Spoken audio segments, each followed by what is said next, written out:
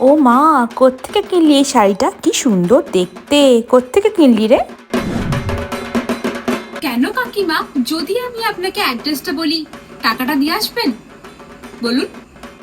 বা, লাল শাড়িটা তো বেশ মানাচ্ছে, তো সবুজও তো পরতে পারতিস। না কাকিমা, অ্যাকচুয়ালি আমার সবার মতো ঠিক রং বদলানোর স্বভাব নেই। এই যে অষ্টমীর দিন যে বেরোচ্ছিস, বাইরে কিন্তু কোনো আমিষ খাস না, নিরামিষ খাস কিন্তু। আরে বেশি কিছু খাবো না গো, এই 30 টাকার পাপড়ি চাট, 20 টাকার ফুচকা, সাথে একটু হবে নাকি?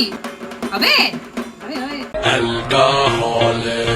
বাবা, শাড়িটা তো বেশ সুন্দর, কিন্তু গলাটা কেমন ফাঁকা ফাঁকা লাগছে, কিছু তো পরে নিতে পারতিস, কি এমন যেন গলাটা লাগছে।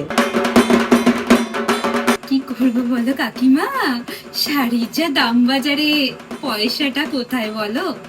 এটাই জাস্ট বাকি থেকে গেছে, বলছি কিনে দেবে আমাকে?